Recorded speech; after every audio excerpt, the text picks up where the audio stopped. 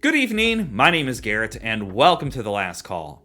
On tonight's video, we're going to be talking about the worst values in whiskey, in my opinion. More recently, another channel, SLB Drinks, did this kind of a video, and it really kind of sparked that idea for me. Now that I've have over 300 bottles, I'm probably close to 400 at this point, I've gotten to really dabble into a lot of different brands, and boy oh boy, I've thought about making this video several times, I'll say that much. Now, just because something is not a good value doesn't mean that I think that it's bad. Now, sometimes those things go hand in hand, but I'm not here to crap on a brand or to kick the brand that you hate even more. As always, it doesn't matter what you drink or how you drink it, as long as you enjoy it. And at the end of the day, just pay attention to that. So these are just my opinions, and I'm kind of going to go into it, and let me know what you think down in the comment section below. Let me know what you're sipping on tonight. Let's get into it. So starting off the list here was an easy one. It was also on SLB Drinks list. Peerless. Look, I like Peerless for the most part. But their just offerings don't match the pricing. I hate saying that. I love their Double Oak Bourbon and Rye. The Double Oak Bourbon was my first taste of Peerless, and I fell in love. However, there is every distillery on the sun doing Double Oaked. And when some of those bottles go between $80, $90, $100, $110, it's not worth it at those price points. Yes, they're keeping it barrel proof. And yes, they're doing sweet mash style, which does cost a little bit more for production. It's still not worth it. The Double Oaked Rye was $124.99 here in Indiana. It's not worth that as much as I do enjoy it. Let alone the rum barrel finish being I think this was $120. The high rye mash bill for their bourbon was $150. Their cognac finish bourbon, $200. They're just not asking a reasonable price point on those. And yes, I understand to some extent your stores are going to be pricing them as they want to, but the distillery itself, those are the prices at the distillery even. And there's just a slew of other bottles on the shelves doing rum barrel finishings. And it's not even like a stellar bottle. And when I'm paying $100+ for them, I expect at least some kind of a stellar experience, and they fall kind of flat. This itself is kind of just a sweeter bourbon overall. And again, as much as I do love the Double Oak Bourbon and Rye, they don't hold the pricing on those. My Double Oak Bourbon was $100. And again, I have more Double Oak products on the shelves than probably any other finishing. If they could bring those prices down or give me an age statement to justify those things, I would be a little bit more on board. Even their single barrel picks are like $120 here in Indiana for a single barrel pick of the rye. Why? Just because it's single barrel proof? And again, I just don't get it. And that's why I really do think that Peerless needs to be on this list. They need to rework their pricing structure, bring it to a little bit lower. I'm not asking for $50, $60, but the Double Oak should be a little bit cheaper than $100 and $125 for a rye. That's just ridiculous in my opinion. As much as, again, I do enjoy the Double Oak products, most of the others I skip nowadays. Next up is an easy one, and why more people don't put this on their list for the worst value, I don't know. That's Whistle Pig. There's no value in these bottles. I hate saying that. And I love innovative, I love unique, I love different things. Next up is an easy one for me as well, and that's Whistle Pig. Look, I love unique, I love innovative ideas, and some of the releases they've done are really good, but the pricing on these are just not worth it. This here was $60, and most places are selling this for $75+, and it's just a wheat whiskey that's been blended with some other things. I think there's some Canadian whiskey in this, which a lot of their releases use Canadian whiskey at a low proof point, and it comes across in the flavor itself. And when you're charging $70+ for these things, there's no value there. Even their like standard 10 and 12 year, those are usually $90 to $100 plus on the 10 year, and the 12 year goes way over that, upwards to $120, $130s. Even the single barrel picks on those go up into the $150, $200 range. Let's not even talk about the 15-year-old version. And then let's not even talk about the older single malts that they're now releasing up into the several thousands. Yes, several thousands of dollars. There's just no value there. And these, again, while they're accessible, it's boring. It's uneventful. It's something that's kind of gimmicky and fun, yeah, but like the Traeger bottle was just atrocious. It was one of the worst things I've ever drank, and I've re-reviewed that 3 times now, and each time it's not done itself any service. And yeah, they have a standard bourbon and rye that's 6-year age dated, and I don't think they're too bad, especially in that $40-ish price point. But as soon as you leave those 2 budget-friendly bottles, anything else from WhistlePig just doesn't hold up to its value. And again, even something like this that I think is fine, I'm not fine paying $60-some for a thin blended whiskey at the end of the day. I just think WhistlePig needs to figure out what they're doing, cut the gimmicks, and just hone in on some good product. Next up, I'm sure I'm going to get some hate on this one. I understand that, and again, I'm not here to throw shade at brands or anything like that, but I have to speak my mind on this one because I've spoken in my reviews. That's Starlight Distillery. Look, when Starlight does good, they do good. But boy, oh boy, when they don't hit, it's a miss. And that's just speaking from the value perspective. So when you look at their standard small batch offerings, you find that these typically run $65 to $70. And then their single barrel picks go from $70 to $80. And this one here I paid $79.99 for. This is a 4-year-old product. $79.99. It's a single barrel, I get it. But single barrel picks on these guys tend to all run the same. There's very few that I see go lower than that. You find some every now and again, don't get me wrong, but this is not worth the value. You have a 4-year-old product that they are distilling themselves. They're doing a blend of a 3 grain and a 4 grain, and they're actually using their own honey barrels. So on paper, these guys are doing everything a craft distillery needs to do to really make themselves stand out. But some of these releases are just not worth the value. There's not $80 right here. I'm sorry. Again, 4-year-old product, yeah, but it's a honey barrel finished. So you might want to say that it costs a little bit more to use your own barrel of honey, but at the end of the day, it just lacks. Most of their product needs to come up to 5-6+ years. Some of the finishes I do like. The Amberana rum, pretty darn good. The port cask finish, pretty solid. The toasted and their newer honey barrel finished, that's just their standard release. Those are all really solid. But even their standard honey barrel release is still $65. Same thing with their toasted. And while the age has come up a little bit higher at 5 years, it makes them more justified. But even their standard, like their port cask finish I have, is 4.5 years old, and it was almost $70. The rum cask finish, same thing. There's just inherently no true value in those age statements with those kind of finishings for a mediocre product. And I've said it a few times in my reviews, the age needs to come up a bit more before finishing to really justify it. And let's not even talk about the 10-year versions they just released here in 2025. 10-year-old bourbon coming from craft, I'm expecting to pay a little bit, don't get me wrong. But $250? That's egregious. That is a level of too much time invested that you think that your product is that worth that kind of price point.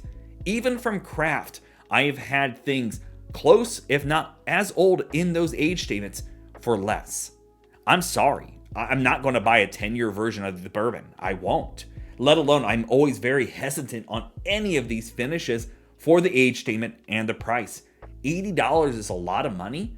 Even at $70 for your small batch is a lot of money for if I'm lucky, 5-year-old product. That's my opinion. And again, coming from Indiana, being an Indiana native, it hurts to say that one. Next up is a hard one for me to say because I keep going back, trying to justify them, trying to understand the idea, and I just can't. 2XO. Look, I was a huge fan of the Phoenix blend. That was Dixon Dedman's start of his new brand, getting out from underneath Kentucky Owl, going on his own, and I loved it. And I still, to this day, I bought a backup bottle of it because it was that good. And then I quickly got brand fatigue going on because it was shotgun bottle after shotgun bottle, which I understand to an extent. He's got to make that income. He's got to get that money in. But everything was $100 easy. And they're all coming from his background, which in a story sense is really nice. But from a consumer standpoint, all you see is a clean-cut label with a picture of a shoe on there, and I'm supposed to understand what I'm looking at. Or the vinyl, or the Katawai blend, or the Innkeepers, and the Tribute, and all these fun-looking bottles, but there's no information. There's nothing going on here. We don't know age statements. We don't know blends. We know nothing. The only thing we can say is that it's double oaked. Okay. At $100, kind of like back on the Peerless stuff, you're giving us a $100 product, not cask strength, not single barrel, nothing extra, just a blended double oaked product that, in my opinion, up until now has been kind of falling off the wayside for me. In my experiences so far, the blends have been kind of falling downhill for me. As much as I love the Phoenix, I've had the Katawai, the Sneaker, and a couple of the Oak Finish series, and they've all been kind of lackluster. Now, the Oak Finish series is more the budget-friendly territory, and I'll talk about those here in a minute. But all the other ones have a bitterness to them. They just don't have the complexities that I'm looking for. And especially at $100, there are, yet again, back on the double oak bandwagon for Peerless, there's 100 other bottles you can find on the shelf for sub $100 that are going to spank anything from 2XO. I'm sorry to say that. Let alone the single barrel version of their 2XO is like $200. I'm starting to see some stores mark it down to $150, $180, but still, when it came out, it was $200. $200 for a single barrel double oaked? That's outrageous. And back on these, well, I don't think overall that the oak finishing series was a bad idea with the American oak and then the French oak. Those were okay, but they were $40 bottles. Same thing here with the 2XO rye. This isn't good. I've got a review coming out for this one. This one I was not a fan of. And for $40, and most places are selling us closer to $50, there's just no value there either. If the value is equaling decent, then that's one thing. But when the value equals not good, that's a whole different story. And going back on the more limited set that they offer at $100 a price point, somebody like me gets elbowed going, well, you better get it now because who knows if you'll see it. And I talked myself out of it 100 times because dropping $100 on something that I know nothing about and that you're not willing to describe to me anything worries me. And again, from my experiences in tasting them, they're falling flat for me. And that's why I got to put them up here on the list. Next up is an easy one as well, as much as I do love them. It's Nulu. I got to put Nulu up here. This is one I just picked up recently, even within the past week or two. Look, Nulu is doing nearly what I want to see your non-producing distilleries do. They're transparent about where they're sourcing it from. Sometimes they tell us the mash bill, sometimes they don't. Sometimes they tell us finishing times, sometimes they don't. But even with the finished products, they're typically asking close to $100 a pop on these. This one here, just put in perspective, is a single barrel pick, cask strength. It is a 7-year-old MGP whiskey that was finished for 5 months in a maple brulee cask. Now, the price on this was $100. It's not worth $100. It's closer to like that $70 to $80 price point. It's just not that great. It's okay. It's not bad, but at $100, I'm expecting a lot more. The Amberana is $110. I'm expecting a lot more from that one as well, as much as I enjoyed it. Toasted rye. I think it's 6.5-year-old toasted rye. It was over $100. Double oaked. I think I paid a little over $90 for it. There's just no value in those. There's not. Let alone the honey barrel finish being $150. You're insane. It was okay at best, but at $150, it's not worth that. And I don't understand the pricing on here. Now, I don't know if Nulu is trying to make a separate brand for itself because of the stigma they've given themselves on this one, but they've launched another brand underneath their umbrella, which is kind of strange. I don't understand that one, but nonetheless, as much as I do enjoy them, they need to bring the pricing down on these. Keep them all sub $100, and you're good. But give us some more transparency. You're darn close here. I don't know the mash bill. I do know a finishing time, and I do know an age on the bourbon itself. Those are great pinpoints. Those should be on every finished bottle, but you should also be willing to tell us the mash bill. Not that that helps or hinders my thought over this, but bring up that age statement a little bit more, or bring that price point a little bit lower. Even for single barrel cask strength, the price of over $100 on one of these isn't worth it. And because I want to toss a scotch in here, I could have easily tossed up Johnny Walker, obviously, but I wanted to go a little bit different, and this one hurts. Talking about Ardbeg. Look, Ardbeg, big fan. Got several of your bottles up here, got them on the floor. Whenever I see a new Ardbeg, I'm always tempted to grab them. But the value there is just not showcasing anymore. Your standard 10-year is a really good bottle. I can find it for sub $60. But your 5-year is like darn close, like within $5-10, if that. There's no value to buy the 5 over the 10. There's this not. And then let's not even talk about the Korryvaken and Ugadal releases. Those are now over $100 for non-age stated finished Scotch whiskey. That's a lot of money. And then your special releases, let's go there for a moment. Some of them are priced right around the $80. The Ardbeg Eureka and the Bizarrebecue you released was like $80, $90. And I thought those were both great releases. But typically, I'm looking at about $130 to $180 on most of those, let alone some of the other ones going up into the $200 price point. The Ardbeg Fermentation was a 13-year option, which I appreciated an age statement, and your quirky story about how you had some things break down at the distillery, but it was well over $200.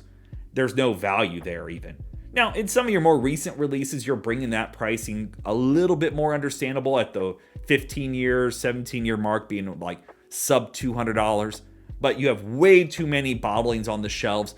I'm getting brand fatigue at this point, and when I'm shucking out $150 for 3 different limited editions every year, you're burning me out here, Ardbeg. Do something with the core lineup. Do some uniqueness over there. Maybe tell us that the Ardbeg, Ugadal, do something in that core lineup, Ardbeg. While as much as I'm fine with you doing limited editions, do something new in the core. Give us some more age statements. Give the Ugadal or the Korryvaken an age statement. Maybe tell us that those are cask strength. I've had some people behind the scenes say they are, but until we see it on the bottle, I don't care. So change that up a bit. Maybe add something new in there. I don't know. Put a rum cask finish. You did that with the Ardbeg drum, and it's damn good. Make that into your core lineup. Put a 5-year age stated with rum cask finishing. I don't know. But at the end of the day, rework that core lineup. Give us some excitement going on here. You have more competition in that Isla territory now with Ardnaho showing up, really flexing its muscles at a 5-year age statement. And you guys have got to do something. My opinion. So yeah, there you have it, folks. Those are just some of the options that I feel like that are just not good values in today's whiskey market. There are tons of brands on the shelves nowadays. There's no reason for you to overpay for subpar product just because of a fancy looking bottle or something coming across as being super unique. At the end of the day, just enjoy what you want to enjoy, but try to save that money for the times that you truly want to try something new. And again, in my opinion, these brands need to step it up a little bit. Also, make sure you let me know down in the comment section if you agree, disagree, what are some of the worst values in whiskey in your opinion. Always love to hear what you guys have to say. And as always, may your last drink of the night be the best one.